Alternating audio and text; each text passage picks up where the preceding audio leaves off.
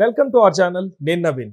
హైదరాబాద్ లాంటి మెట్రోపాలిటన్ సిటీల్లో ప్రస్తుతం షుగర్ డాడీ కాన్సెప్ట్ విపరీతంగా పెరిగిపోతుంది. అయితే షుగర్ డాడీ అంటే ఏంటి, ఆ కల్చర్ పెరిగిపోవడానికి కారణం ఏంటి, మనతో మాట్లాడడానికి సోషల్ యాక్టివిస్ట్ కృష్ణకుమారి గారు ఉన్నారు. మేడంతో మాట్లాడదాం.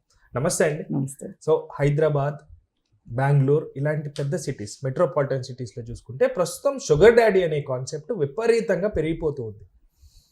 అసలు షుగర్ డాడీ అంటే ఏంటి, ఆ కల్చర్ పెరిగిపోవడానికి కారణం ఏంటి? ఇప్పుడు షుగర్ డాడీ అంటే బాగా డబ్బులు ఉన్నవాళ్ళు, మిడిల్ ఏజ్లో ఉన్నవాళ్ళు, లేదు ఇంకొంచెం ఏజ్ తక్కువ ఉన్నా కానీ వాళ్ళకి డబ్బులు బాగా ఉన్నాయి అనుకోండి.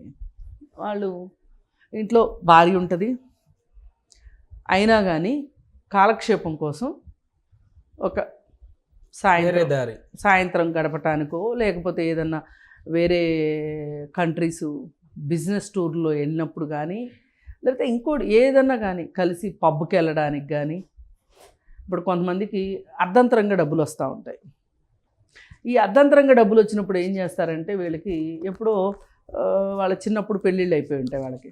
వీళ్ళు ఇప్పుడు కొత్తగా డబ్బులు చూసి, కొత్తగా ప్రపంచాన్ని చూసి, వాళ్ళ అభిరుచులకు తగ్గట్లుగా, వాళ్ళకి కొత్తగా వచ్చిన కోరికలకు తగ్గట్లుగా భార్యలు లేరు అనుకోండి. వాళ్ళకి చదువు తక్కువ ఉండటమో లేదా వీళ్ళు అనుకునే కల్చర్ తక్కువ ఉండటమో ఏమైనా ఉన్నప్పుడు వీళ్ళు ఇలాంటి వాటి కోసం అమ్మాయిల్ని ఎత్తుక్కుంటారు. ఆ ఎత్తుక్కునేప్పుడు దాదాపు వీళ్ళ పిల్లలంత వయసు కూడా ఉంటుంది ఒక్కొక్కసారి. వీళ్ళ పిల్లల కంటే చిన్నవాళ్ళు కూడా ఉంటారు ఒక్కోసారి. వీళ్ళతోటి స్నేహం చేస్తారు. ఈ స్నేహం చేయటం దీన్ని షుగర్ డాడీ కల్చర్ అంటారు. షుగర్ అంకుల్స్ అని కూడా అంటారు ఒక్కొక్కసారి. ఇప్పుడు ప్రధానంగా వీళ్ళు ఎవరి నోట్లో మట్టి కొడతారంటే ఆ అమ్మాయిలు సేమ్ ఏజ్ గ్రూప్ అబ్బాయిల నోట్లో మట్టి కొడతారు వీళ్ళు. ఇప్పుడు సేమ్ ఏజ్ గ్రూప్ అబ్బాయిలు వాళ్ళు చదువుకుంటూ ఉంటారు, లేదంటే ఉద్యోగ అన్వేషణలో ఉంటారు. వీళ్ళకి ఖర్చు పెట్టగలిగిన ఈ సినిమాలకి, షికార్లకి, హోటల్స్కి వీటికి ఖర్చు పెట్టగలిగిన డబ్బులు వాళ్ళ దగ్గర ఉండవు. ఓ పక్కన చూస్తే వీళ్ళేమో బాగా ఖర్చు పెడతారు, మంచిగా బట్టలు కొని పెడతారు, వీళ్ళని ఒక దీంట్లోకి తీసుకెళ్ళిపోతారు. అండ్ ఒక లైఫ్ స్టైల్ మారిపోతుంది వీళ్ళకి. అప్పటి నుంచి ఒక కొత్త ప్రపంచానికి అలవాటు చేస్తాడు కాబట్టి ఆ మనిషిని క్లోజ్ అయిపోతారంటారా? క్లోజ్ అయితేనే ఇవన్నీ చేస్తారు. అంటే ఎక్స్పెక్ట్ చేసి వాళ్ళు చేస్తారు వీళ్ళని. ఇప్పుడు వాళ్ళ దగ్గర ఉన్న డబ్బులు తగ్గట్టు వీళ్ళకి సౌకర్యాలు ఇస్తారు. అందుకని వీళ్ళకి ఈ వయసు తారతమ్యం వీళ్ళకి పెద్దగా పట్టింపు ఉండదు. సరే ఇలా చేస్తున్నప్పుడు చెప్పే కదా అబ్బాయిల నోట్లో మట్టి కొడతారు వీళ్ళని, వాళ్ళకి చాలా కోపంగా ఉంటుంది. సరే ఇది కొన్నాళ్ళు గడిచిన తర్వాత ఆ అమ్మాయి ఇంట్లో వాళ్ళు పెళ్లి చేస్తామనో లేకపోతే ఇంకోటో, లేకపోతే ఉద్యోగం వచ్చి ఆ అమ్మాయి వేరే ప్రాంతానికి వెళ్ళటము, లేకపోతే ఆ అయ్యగారికి షోకులు ఇంకా కాసిన షోకులు ఎక్కువయ్యి ఇంకో అమ్మాయి కావాలనిపించటము, ఈ అమ్మాయిని వదిలించుకోవటం ఏదో జరుగుతాయి. ఈ కల్చరు మంచిది కాదు. అలాగే ఇప్పుడు ఈ మధ్య కాలంలో షుగర్ మమ్మీస్ కల్చర్ కూడా వచ్చేసింది. ఈ షుగర్ మమ్మీస్ కల్చర్ ఏంటి అంటే ఆఫీసుల్లో పనిచేసేటప్పుడు కొత్తగా ఉద్యోగాల్లో చేరిన అబ్బాయిలు, వాళ్ళకి దాదాపు వాళ్ళ అబ్బాయిల వయసు ఉంటుంది, అబ్బాయిల కంటే కాస్త చిన్నగానో ఉన్నారనుకోండి. వీళ్ళ అబ్బాయిలు ఎక్కడో అమెరికాలోనో లండన్లోనో ఎక్కడో ఉన్నారనుకోండి. కొంతమందికి భర్తలు ఉండకపోవచ్చు. భర్తలు ఉన్నా కానీ ఏదైనా ప్రేమ, అభిమానం అవి ఏమైనా కరువు అయ్యాయి అనుకోండి. వాళ్ళు ఏం చేస్తారు అంటే ఈ అబ్బాయిలతోటి మంచిగా ఉంటారు. వీళ్ళకి ఏం కావాలో వాళ్ళు చూసుకుంటారు. ఏదన్నా ప్రమోషన్స్ విషయంలో, ఏమైనా కొత్తగా నేర్పించే స్కిల్స్ విషయంలోనూ వీళ్ళకి ఎంతసేపటికి ఏంటంటే ఎంతో కొంత మహిళలకి మదర్లీనెస్ ఎక్కువ ఉంటుంది, మాతృత్వపు ఛాయలు ఎక్కువగా ఉంటాయి. వాళ్ళు వీళ్ళని కొంచెం ఎక్కువ ప్యాంపర్ చేస్తే వీళ్ళు కూడా ఏంటి, వాళ్ళ ఉనికిని వీళ్ళు గుర్తిస్తారు. నెక్స్ట్ వాళ్ళ డెస్టినేషన్ ఎక్కడ తేల్తారంటే వాళ్ళు వ్యభిచారంలో తేల్తారు, ప్రాస్టిట్యూషన్. అంతలోకి వెళ్ళిపోతారు. ఇప్పుడు మీకు ఎక్కడో తాకేందుకు, ఇప్పుడు చాలామంది ప్రాస్టిట్యూట్స్ ఉంటారు కదా, వ్యభిచార గృహాల్లో ఉండేవాళ్ళు. వీళ్ళకి ఏంటి అంటే చిన్నతనంలోనే వీళ్ళు ట్రాఫికింగ్కి గురయ్యి, లేదు ప్రియుళ్ళు మోసం చేస్తేనో ఏ ఒక్కళ్ళు కూడా ఇష్టపడి వ్యభిచార గృహానికి ఏ మహిళ వెళ్ళదు. ఇంతవరకు తీసుకున్న డేటా ప్రకారం, సర్వేలు ప్రకారం ఏ మహిళ వెళ్ళదు. మోసగించబడో, భర్త చేతో ప్రియుడి చేతో మోసగించబడి, లేకపోతే ఎవరి వల్లనో అపహరణకి గురయ్యో వ్యభిచార గృహాలకు వెళ్తారు. వెళ్ళిన వెంటనే వీళ్ళు రెడీగా ఉంటారా? వ్యభిచారానికి రెడీగా ఉండరు. వీళ్ళు ఏం చేస్తారు? వీళ్ళు విపరీతంగా కొట్టడము, వీళ్ళకి డ్రింక్ అలవాటు చేయడము, మంచి తిండి పెట్టడము, ఇవన్నీ చేస్తారు. ఇవన్నీ అలవాటు చేసి వ్యభిచారం చేయిస్తారు. వీళ్ళ వయసు ఉన్నంతసేపు, వీళ్ళ ఒంట్లో ఓపుకున్నంతసేపు, వీళ్ళ డబ్బులు సంపాదించగలిగినన్ని రోజులు వాళ్ళు పెట్టుకుంటారు.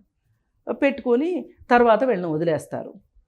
లేదు కొంతమంది ముందే బయటకు వచ్చేస్తారు. బయటకు వచ్చేసిన తర్వాత వీళ్ళకి జీవనం కష్టమైపోయి ఆ డ్రింకు, ఆ తిండి అలవాటు అయిపోయి అవి లేకుండా వీళ్ళు బతకలేని పరిస్థితి వస్తుంది. పిచ్చెక్కిపోతారు. అలా ఇప్పుడు ఇక్కడ కూడా అంతే. వీళ్ళు ఇలా వ్యభిచార గృహాలకు వెళ్ళిపోతారు. ఇప్పుడు మనం ఇంతకుముందు కూడా ఒకసారి మాట్లాడుకున్నాం, దేవదాసీలని, బసివిలని, జోగినీలని. వీళ్ళకు కూడా ఏంటంటే వీళ్ళ ఒంట్లో ఓపుకున్నంతసేపు వీళ్ళని దీనికి అలవాటు చేయడానికి వాళ్ళకి కళ్ళు అయితే కళ్ళు, లేదు అనుకుంటే బ్రాందీ అయితే బ్రాందీ, లేదంటే బంగు అని ఇలాంటివి కొన్ని ఉంటాయి మత్తు పదార్థాలు. అవి అలవాటు చేస్తారు. అలవాటు చేసి కొన్నాళ్ళు పోయిన తర్వాత వీళ్ళని ఎవరు ఆదరించరు. ఈలోపు ఒకళ్ళిద్దరు పిల్లలు పుట్టేస్తారు వీళ్ళకి. వీళ్ళు ఈ కుటుంబాలను సాగుకోవడము, ఇక వీళ్ళ దగ్గరికి వచ్చేవాళ్ళు తక్కువైపోతారు. అయితే వీళ్ళకి ఎప్పుడో పూజలు జరిగేటప్పుడు, ఏదైనా ఉత్సవాలు జరిగేటప్పుడు, తిరణాలు జరిగేటప్పుడు వీళ్ళ అవసరం ఉంటుంది తప్పితే గుడికి ఒక వయసు దాటిన తర్వాత వీళ్ళతో పని ఉండదు. అప్పుడు ఏంటి వాళ్ళ జీవితం వాళ్ళు ఎంత ప్రశ్నార్థకం. అసలు ఆ వ్యవస్థని పెట్టింది ఎందుకు? మగవాళ్ళ విచ్చలవిడి కోరికలకి, విచ్చలవిడితనానికి ఒకరు కావాలి కాబట్టి ఈ వ్యవస్థని అలవాటు చేశారు. అలాగే దీనికి, ఈ షుగర్ డాడీ కల్చర్కి, అలాగే కాస్టింగ్ కౌచ్కి, వీటన్నిటికీ చాలా దగ్గర సంబంధం ఉంది. అంటే పేర్లే వేరంటారా? పేర్లు వేరు అంతే. పేర్లు వేరు అంతే. ఇప్పుడు ఆఫీస్లో ప్రమోషన్ తీసుకుంటానికి బాస్ తోటి చనువుగా ఉండాల్సిన పరిస్థితి వస్తుంది. బాస్ 4 ఊర్లు తీసుకెళ్తాడు, లేదు 4 సినిమాలకు తీసుకెళ్తాడు. కేవలం మన అవసరం ఏదో ఒక చోట దిగజారడానికి కారణం అంటున్నారా? వాళ్ళ అవసరం వాళ్ళది, వీళ్ళ అవసరం వీళ్ళది. నీకేంటి నాకేంటి మాట్లాడుకుంటారు క్లియర్గా. ఇప్పుడు ఇదివరకు అంతా ఏంటి అంటే ఇదంతా పర్సనల్ లెవెల్లోనూ, ఫ్రెండ్స్ లెవెల్లోనూ జరిగేది. ఒక అతను ఇంకొక అతనికి ఎవరికో పరిచయం చేయటమో, లేకపోతే ఇంకోటో ఎట్లాగో కేవలం ఆఫీసుల్లో పనిచేసే వాళ్ళ కోసం, ఆఫీసుల్లో ఉంటేనే పరిచయం అయితేనో, లేకపోతే ఎక్కడో అలా పరిచయం అయ్యేవాళ్ళు. ఇప్పుడు ఏం చేశారు దీనికోసం అని చెప్పి ఒక వెబ్సైటే పెట్టేసేసారు. పెట్టేసి దాంట్లో మన ఒక్క హైదరాబాద్లో 11,000 మంది షుగర్ డాడీలు నమోదు చేసుకొని ఉన్నారు. నమోదు చేసుకుంటే ఇప్పుడు ఆ సైట్లోకి వెళ్ళి డేటింగ్ యాప్ లాగా అనమాట. ఈ యాప్లోకి వెళ్ళి సెర్చ్ చేసుకుంటారు. సెర్చ్ చేసుకుని వాళ్ళ ఫోటోలు ఉంటాయి, వీళ్ళ ఫోటోలు ఉంటాయి. వాళ్ళకి కాంట్రాక్ట్ కుదిరింది అనుకోండి, కాంటాక్ట్స్ అంతే. ఇది ఒక రకంగా ఇంకొంచెం తొండముదిరి ఊసర వెళ్ళి అయింది అన్నట్లు. ఇప్పుడు వాళ్ళు కానీ వీళ్ళు కానీ కొన్ని వాళ్ళ ప్రైవేట్ ఫొటోస్ పెట్టుకోవడం నేర్చుకున్నారు.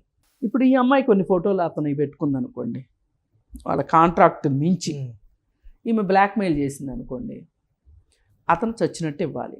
లేదు అతనిది ఒక కర్కశ మనస్తత్వం అనుకోండి, ఇప్పుడు మీకు అప్పుడప్పుడు గుర్తు తెలియని మృతదేహం దొరికింది అని వస్తుంటుంది. ఎక్కడి నుంచి వస్తాయి అయ్యి ఇట్లాంటి వాటి? అంటే మనం మాట్లాడుకున్నంత గ్లామరస్గా ఉండదు ఈ షుగర్ డాడీ కల్చర్ కూడా. ఈ గ్లామర్ చాటున చాలా ఉంటుంది. అందుకోసం ఏంటంటే అసలు ఇప్పుడు అమెరికాలో ఆ ఎఫ్స్టీన్ అనేవాడు ఉదంతం బయటపడింది కదా, అలాంటి వాళ్ళు భారతదేశంలో లేరు అనుకుంటున్నారా మీరు? బయటికి రావు. అది ఒక పెద్ద స్థాయిలో, అంతర్జాతీయ స్థాయిలో ఓ పెద్ద నెట్వర్క్తో జరిగింది కాబట్టి ఆ స్థాయి వాళ్ళకి తెలిసేమో. అది ఇక్కడ కూడా అలాంటి మహానుభావులు ఉన్నారు, అలా పార్టీలు ఇచ్చే మహానుభావులు ఉన్నారు, ప్రైవేట్ గెస్ట్ హౌస్లు ఉన్నాయి, ఫామ్ హౌస్లు ఉన్నాయి, నడిచేవి నడుస్తూనే ఉంటాయి. ఇప్పుడు అప్పుడప్పుడు కొన్ని పార్టీల్లో రేవ్ పార్టీసు, ముర్జా డ్యాన్సులు, డ్రగ్స్ దొరికినాయి అంటారు. అసలు దొరకనివి ఎన్నో, ఐడెంటిఫై అయినాయే ఇవి, ఐడెంటిఫై అవనే ఎన్నో ఉన్నాయి. అందుకని ఏంటంటే ఇక్కడ కావాల్సింది ఒక మనిషికి అతని శక్తికి మించి, అతని అవసరానికి మించి డబ్బు ఎప్పుడైతే మున్సిపాలిటీ చెత్తలాగా పేరుకుపోతుందో, వస్తుందో, అన్యాయంగా స్మగ్లింగ్ లాగా లేకపోతే మోసం చేసి వేరే వాడి నెత్తి మీద చేతులు పెట్టి ఎన్ని సంపద వస్తుంది చూసారా. ఆ సంపద ఒక్కటే రాదు, ఎప్పుడు కూడా సంపదతో పాటు కొన్ని అవలక్షణాలు కూడా వచ్చేస్తాయి. విపరీత బుద్ధులు అన్నట్ట, వినాశకాలే విపరీత బుద్ధి అని వస్తాయి. వచ్చినప్పుడు ఇలాంటి కార్యక్రమాలు, ఎక్స్ట్రా కరిక్యులర్ యాక్టివిటీస్కి వెళ్ళి ఇలాంటి క్లబ్లు పుట్టుకొస్తాయి, ఇలాంటి వెబ్సైట్లు పుట్టుకొస్తాయి. పేరు కూడా మంచిగా పెట్టారు కదా, దాని గురించి మనం విమర్శించడం కూడా కరెక్ట్ కాదు. ఎందుకంటే ఆల్రెడీ మీరు అంటున్నట్టు 11,000 మంది ఉన్నారంటే ఎంతవరకు వెళ్ళిపోయింది అసలు. విమర్శించకుండా ఉండేటట్లయితే సైకాలజిస్టులు కానీ సోషియాలజిస్టులు కానీ ఇది మంచిది కాదని ఎందుకంటారు? లేకపోతే ఇది సొసైటీకి మంచిదే అయితే, మంచి కల్చరే అయితే గనక ఇది ఎందుకు వ్యతిరేకిస్తారు? దీనివల్ల దుష్పరిణామాలు ఉన్నాయని ఎందుకంటారు? అనరు కదా. ఇప్పుడు చాలామంది సిఎస్ఆర్ పేరుతోటి సామాజిక కార్యక్రమాలు చేస్తున్నారు, వాటిని తప్పు పడుతున్నారు ఎవరన్నా? ఇప్పుడు చాలామంది ఎన్జిఓలు పెట్టి చాలా సేవ చేస్తున్నారు, కాదంటున్నారా ఎవరన్నా?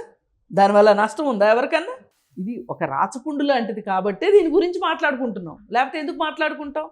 దీనికి సమిధలైపోయే అమ్మాయిలు కానీ ఎవరన్నా అబ్బాయిలు కూడా సమిధులు కావచ్చు అవడం కరెక్ట్ కాదు కాబట్టే మనం ఇంత మాట్లాడుకోవాల్సి. దారే తప్పు అంటారు. దారే తప్పు అసలు. ఇది ఇప్పుడు నీ దగ్గర డబ్బు ఉంది కాబట్టి నాకు కొండ మీద కోతి దిగి వస్తుంది అంటే ఎట్లా? మనీ మేక్స్ మెనీ థింగ్స్ కాకుండా మనీ మేక్స్ మంకీ థింగ్స్ అయితే కొలాప్స్. అది అందుకని ఇది ఏమాత్రం శ్రేయస్కరం కాదు. ఇప్పుడు బాగా డబ్బులు ఉన్న వాడికి దీంట్లోకి వచ్చి వీడు ఒక షుగర్ డాడీ లాగానో షుగర్ అంకుల్ లాగానో అయ్యి కొంతమంది అమ్మాయిలను ఆకర్షిస్తే వీడికి పోయేది ఏమీ లేదు, వాడి దగ్గర డబ్బే ఖర్చు అవుతుంది. వీడి కుటుంబం వీడికి ఉంటుంది అండగా. ఆ అమ్మాయి పరిస్థితి ఏంటి? నమ్మి వచ్చిన మోసపోతారు. తాత్కాలికమైన భ్రమల్లోనూ తాత్కాలికమైన టెంప్టేషన్స్ కోసము ఇవాళ మనకున్న కల్చర్ ఏంటి అంటే స్పెండింగ్ కల్చర్. మన ఇంట్లో వేసుకునే దెబ్బ రొట్టికి పిజ్జాకి తేడా ఏమీ లేదు.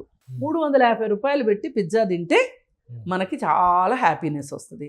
అదే మన ఇంట్లో తయారు చేసుకున్న ఊతప్పానికి పిజ్జాకి తేడా ఏంటో మీరు చెప్పండి. అది సాగుద్ది, ఇది సాగదు. అది మైదా, దాని మీద వేసే క్రీములు, దాని మీద వేసే మైనైజ్లు, దాని మీద వేసే ఇంకోటి చెత్త చెదారం అవన్నీ ఆరోగ్యానికి హానికరం తప్పితే ఒక్కటి కూడా మంచిది కాదు. ఇప్పుడు అదే మన ఊతప్పం ఎంత ఆరోగ్యానికి మంచిది సహించదు కదమ్మా. అది అందుకని ఏంటంటే మనము డబ్బులున్న వాళ్ళని గురించి విమర్శించుకునే దానికంటే కూడా భ్రమల్లోకి మనం వెళ్ళడం కంటే కూడా మనం ఆ కల్చర్ మంచిది కాదు ఎట్టి పరిస్థితుల్లో. వాళ్ళని మారమంటే వాళ్ళు మారతారో లేదో తెలియదు, కానీ ఏ అమ్మాయి అయినా సరే వీళ్ళు జాగ్రత్తలు తీసుకోవడం చాలా అవసరం. ఇవాళ ఒక స్పెండింగ్ కల్చరు ఏదైతే ఉందో, ఒక టెంప్టేషన్స్ ఏవైతే ఉన్నాయో అవి ఎట్టి పరిస్థితుల్లోనూ మీకున్న డబ్బుతోనే మీరు స్పెండ్ చేసుకోగలిగే కల్చర్లో మీరు ఉండాలి. ఉంటే ఐమాక్స్లో థియేటర్లో సినిమా చూడక్కర్లేదు, లేదు అక్కడికి వెళ్ళిన తర్వాత 300 పెట్టి పాప్కార్న్ తినక్కర్లేదు, అలాగే అక్కడికి ఫుడ్ తెప్పించుకుని ఆర్డర్ థియేటర్లోనే తినాల్సిన అవసరం లేదు. చక్కగా శ్రీరాముల థియేటర్ సినిమాకి వెళ్ళొచ్చు, బయట దొరికే సమోసాలు తినొచ్చు. జీవితం ఏదైనా మన జీవితం మనదే. కోరికే ప్రధాన కారణం అంటారా? ఒకటే మాట, నేను కోరికను తప్పు పట్టిన ఎప్పుడు. ఎలాంటి కోరిక, ఎంతవరకు కోరిక అనాలనేది అంటే ఆ ఉద్దేశంలో అంటున్నా. అది కోరికలు గుర్రాలు అవ్వకపోతే చాలు, మన చుట్టూ తిరిగే మేకలైతే చాలు. గుర్రం అయినా పర్లేదు కానీ కళ్ళు వేసుకోగలిగేంత వరకు ఉంటే చాలు, అంతే. అది మన పర్సు పర్మిట్ చేయగలిగే డబ్బులతోటి మన అవసరాలు ఈ పర్సులోపే ఉన్నాయి అనుకోండి, వాళ్ళ జీవితం చాలా సుఖంగా ఉంటుంది. మరి అస్సలు ఏ కోరికలు ఉండొద్దు, నిష్కామంగా ఉండండి అని కూడా నేను చెప్పను. మీరు మీ ఆత్మాభిమానం దెబ్బతినకుండా మీ డబ్బులతోటి మీరు బతకగలిగే, ఇప్పుడు ఒక అమ్మాయిలు అబ్బాయిలు కలిసి హోటల్స్కి వెళ్తారు. వెళ్ళినప్పుడు ఎవరి బిల్లు వాళ్ళు కట్టుకుంటారు. కొన్ని చోట్ల తెలుసా మీకు? అవును. డివైడ్ చేసి 6గురికి సమభాగం వేసుకుని ఎవరి డబ్బులు వాళ్ళు ఇస్తారు. అప్పుడేంటి, నేను ఈ అమ్మాయికి ఐస్ క్రీమ్ ఇప్పించా అని కాలు ఎగరేసే అబ్బాయి ఉండడు. మా నాన్నకి బోలు డబ్బులు ఉన్నాయి కాబట్టి నేను వీళ్ళందరికీ ఖర్చు పెట్టాను అని అనుకునే అమ్మాయి ఉండదు. అవసరం తీర్చలేదు, అవసరానికి అడగలేదు. అది అలా ఉంటే గనక అప్పుడు మన దరిదాపుల్లోకి షుగర్ డాడీలు రారు. Thank you so much. Thank thank you viewers. Bye.